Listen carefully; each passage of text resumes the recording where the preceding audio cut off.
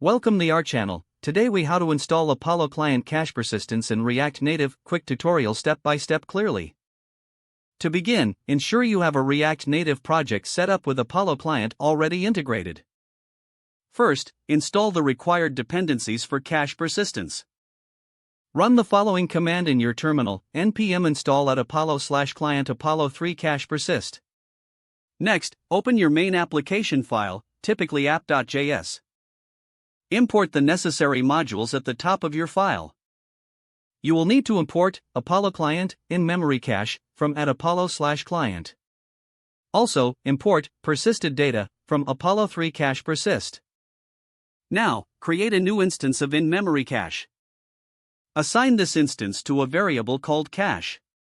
Next, set up the persistence for your cache. You can achieve this by calling persisted data cache. Now, create a function called persistCache.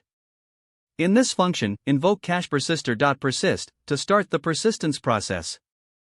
Make sure to handle the persistence logic during your application startup. You can do this inside a useEffect hook or within your main application logic. Check for any existing stored data and trigger the cache persistence accordingly. Now, integrate your Apollo client with the Apollo provider. Import the Apollo provider from @apollo/client. Wrap your application component with the Apollo provider, passing the configured client as a prop. Make sure to include the newly created cache when initializing the Apollo client. Monitor the application behavior to confirm that data is retained between sessions.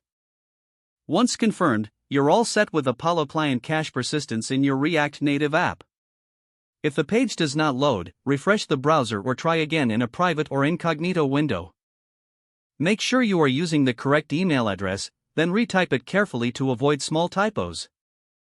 If your password is not accepted, use the reset option and create a new strong password you can remember. Check your spam folder for verification or security emails, then complete any requested confirmation steps.